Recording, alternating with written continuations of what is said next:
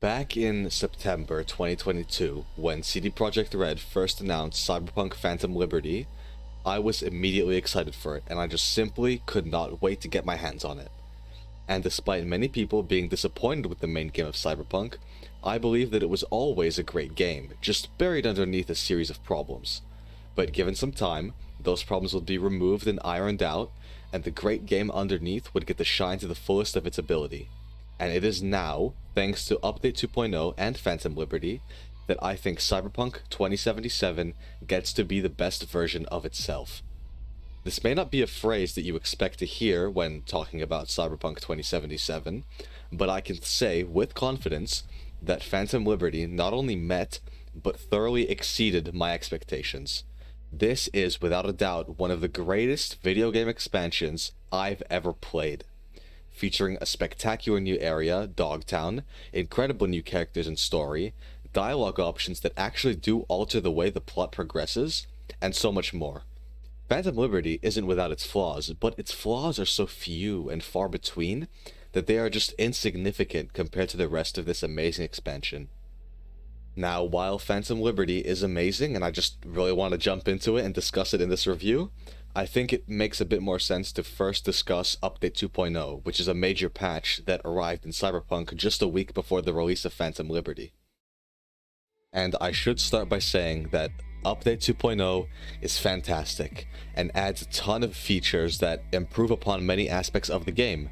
It reworks the skill tree and perk distribution, the police system, the enemy AI, a massive rework of cyberware and clothing, as well as adding vehicle combat, allowing the ability to pull out a weapon while driving a car, as well as being able to take control of a variety of weaponized cars and vehicles.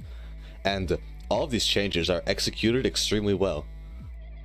The new cyberware changes are fantastic and make it a lot easier to make fun builds. In the main game of Cyberpunk, you could still make some really fun and cool builds, but it was a lot more complicated and convoluted, and this really irons it out. That might upset some people because some people did really enjoy the complicated nature of the build, design in the base game, but I think here it's a lot easier to understand, and it's a lot easier to really feel like you can make a build that is right for you. They also reworked armor, so it's no longer tied to the clothing you wear, but rather the cyberware you have applied, which makes a lot more sense. I mean, in the base game, you always had these really weird situations where somehow some level 5 skirt will have more armor stats than a level 3 pair of metal plated cargo pants or something. It never really made any sense, and this change is extremely welcome and just makes a lot more sense. Also, the changes to enemy AI are extremely noticeable and improve combat significantly. As I was replaying Cyberpunk and Phantom Liberty 2, I was actually excited to get into a new combat encounter because of the improved AI and the reworked skill tree as well, whereas before combat was just kind of something to get through. However, my opinions on vehicle combat and police systems might be slightly more controversial. While I do like these new systems and think they both work great, they don't really have a place in the base game of Cyberpunk. Let me explain. The reason why I think this is because both of these systems arrived so late to the game, they can no longer be implemented into the core experience of Cyberpunk. If you play any quest from the main game, main or side quest, you will never find a mission that makes use of the new vehicle combat or police system, because it can't make use of those systems anymore. Those quests shipped with the base game almost 3 years ago, so while these new systems are great, they can never have the chance to be as great as they could be because they came so late. Look at it this way. It's like you're baking an apple pie. One of the pies has only half the filling, and the rest of the apples are just sprinkled on top of the pie. And the second pie has all of its filling and all of the apples in the pie while it's being baked. That first pie is Cyberpunk 2.0 with the update, and the second pie will be the inevitable Cyberpunk sequel. While both pies may have the same amount of overall filling, one makes use of it a lot better because it was added when the pie was being baked, giving all of those features, or apples, a chance to really shine and be baked into the core experience of the game. However, I think the biggest improvement from 2.0 is actually the changes to the healing system. In the original game, healables were a consumable that could be picked up infinitely and had no cooldown between each use, meaning that you could just easily carry 50 to 60 healing items at a time and spam them with no cooldown in between. This time around, healing items aren't a consumable. Rather, they are a tool that you have a finite amount of, and while you still can use your healables back to back, once you use one, it has a recharge time until you could use it again. You can now only carry 2, 3 if you unlock a specific perk, healables at a time. And if you want to use all 2 or 3 back to back, you can, but when you run out, you'll have to wait around 20 to 30 seconds for just one to recharge. I think this creates a lot more tension and consideration in combat. Before, you could kind of just run in and spam the healing item if you took damage because you're carrying so many and there's no cooldown. But now, you have to be more considerate of how much heals you have and when to fall back. It also creates these really tense moments where you're low on health and an enemy is coming for you and you're just spamming the healing item, praying that it recharges in time so you can get it off and kill the enemy, you know, before they kill you. It's really fun, and this new system works for grenades as well, where, once again, it makes you more considerable of their use. This new system is just phenomenal and makes combat feel infinitely more balanced and fun. But enough about 2.0. Let's get to the main event. Let's get to Cyberpunk 2077, Phantom Liberty. Gotta put it to someone's head. Pull the trigger. If I don't do anything, and do it soon, I'll die.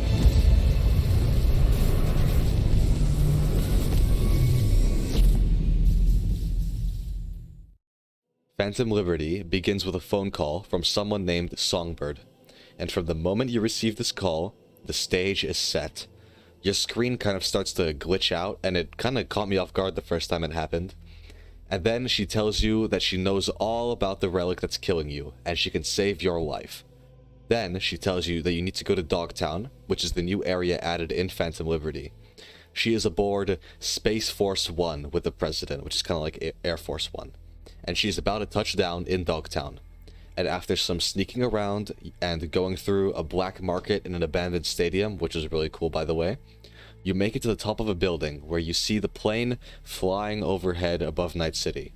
But all of a sudden, 2 missiles are fired from right overhead behind you and start flying towards the plane.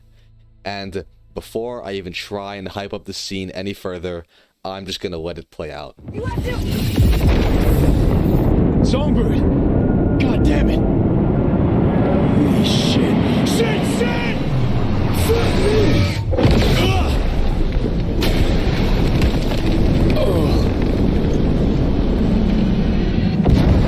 Okay. Got this. Save the president. Sure. No fucking problem.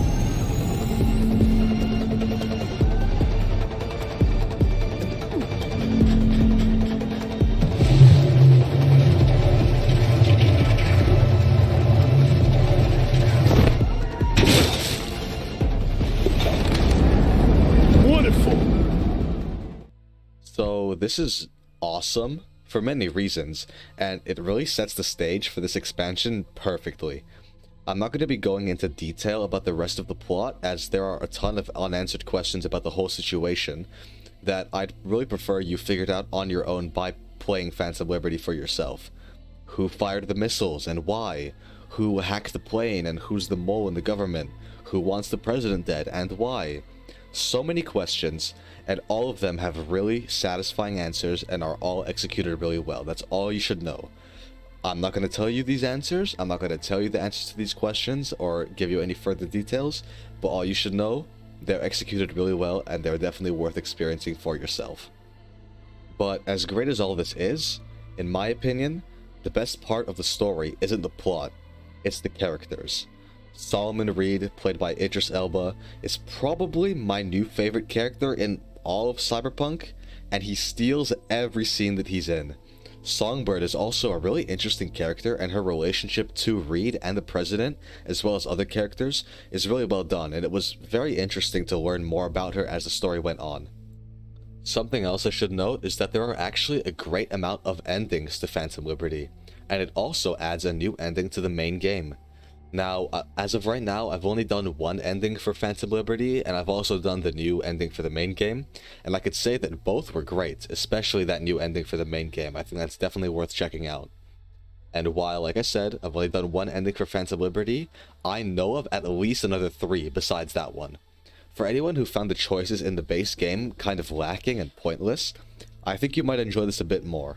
There were multiple moments where I was presented with a choice that I would sit on for a good few minutes thinking, which one's the right one, which one should I pick? And that's a trademark of any great RPG in my opinion. And even though I can't speak on the other endings, I can say that the ending I got was very satisfying and wrapped the story in a very, very strong way. The only thing I will say, this isn't a spoiler, but if you got the same ending I did, you'll probably know what I'm talking about here, and I should say, the final boss of the ending that I got was absolutely terrible, and I hated doing that final boss fight. I'm not going to say who it is, or who it's against, or anything further than that. Just know that there is a final boss in one of the endings at least, and if it happens to be the same ending that I got, yeah, that final boss kind of sucked, and I really did not like it. But thankfully, everything that followed after that final boss was just amazing and spectacular, and it made up for it 100%. It's a shame because I really do want to get into the nitty-gritty and tell you why this story is so good, but I just can't. This is a story that is just phenomenal and is 100% worth experiencing on your own for yourself. I think it's definitely best to go into it knowing next to nothing about it, and just have a great time. Have a great time, enjoy it for yourself. Just know it's amazing. It's amazing. All of these new characters are spectacular. The plot will take you to some very interesting places and meet new people, and it's just amazing. It's absolutely spectacular, and I will not say anything further than that, but it's just spectacular. The plot, story, characters, all phenomenal, as CD Projekt Red is kind of known for.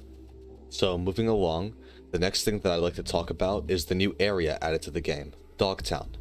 Dogtown is pretty small, actually. If you look at square mileage alone, it's actually one of the smallest districts in Cyberpunk. But it feels a lot larger and is so much more dense. It may be small, but it's memorable, distinct, and it makes use of its size extremely well. It's not the size of your square mile, it's how you use it, and Dogtown definitely proves this. There's plenty of memorable locations, and it feels unlike any place that you've seen in the main game. But the most important part is that Dogtown feels dangerous, like you aren't supposed to be there. There's gunfire every few seconds or so, the streets are trashed with crashed cars everywhere. If you thought Pacifica from the main game was bad, you haven't seen Dogtown. But dangerous in a good way. It makes you feel like you should be wary of your every move and action, and just being in Dogtown felt incredible. There's a pyramid-shaped club, large skyscrapers, some rocky cliffs around the edge, an abandoned spa and hotel, a slum of buildings that are built around cargo containers, and all of this doesn't even include all of the locked-off areas that you go to during the main quest. And speaking of quests, let's talk about the quest design of Phantom Liberty.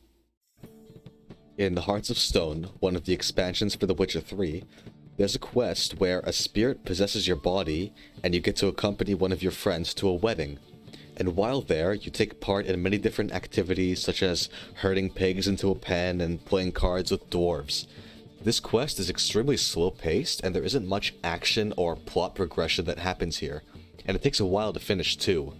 And I've seen many people say that they hated this quest because it takes a long time to finish and there isn't much combat or anything too exciting that happens. But I found this to be not only the best quest in that DLC, but one of the best quests in that whole game, because it did such a great job at immersing me in that environment, and the writing was also exceptional. Now, I say all of this because Phantom Liberty has many quests that reach the same highs as this one and achieve the same goals as those quests do.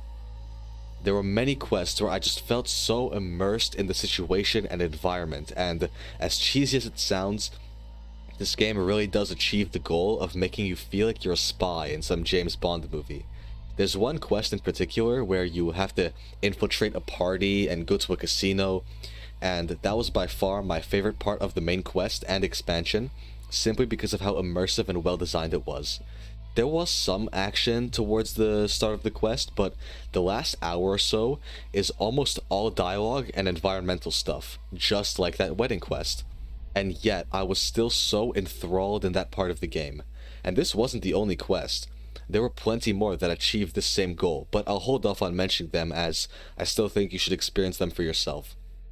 Just know, the quest design in Phantom Liberty is sublime, and this only goes to show that CDPR are experts at quest design, and they're probably the best developers in the whole business when it comes to that. So, the story is great, Dogtown is great, the quest design is great, the characters are great. Does this DLC get anything wrong? I mean, of course, there are a few minor nitpicks to point out. A lot of the content, specifically the side content, is quite repetitive, such as those endless car missions that you get. They almost always play out the same, but that's a smaller scale, repeatable quest, so I don't really mind that at all. I mean, it's almost impossible to make an endless quest type and not have it feel repetitive. Apart from that, there's really not much else that's wrong. I mean, it's extremely replayable, with a great story, characters, quest design, world, and more. I mean, I've already started my second playthrough, and I just can't wait to see some of the other endings that the expansion has to offer. It's just amazing. I'm really struggling to think of any other issues with this expansion. I just absolutely loved it. So, wrapping up, Cyberpunk 2.0 and Phantom Liberty are both amazing, and it is absolutely worth returning to Night City to experience them. But as mentioned, the improvements added in 2.0 are amazing, but they don't really change my overall view of Cyberpunk. This is a game that I already thought was great, as you can see in my review of the main game.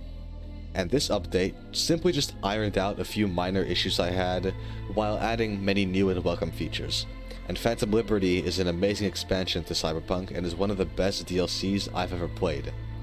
But I already am of the belief that Cyberpunk was always great. So while everything new here is great, so was everything old.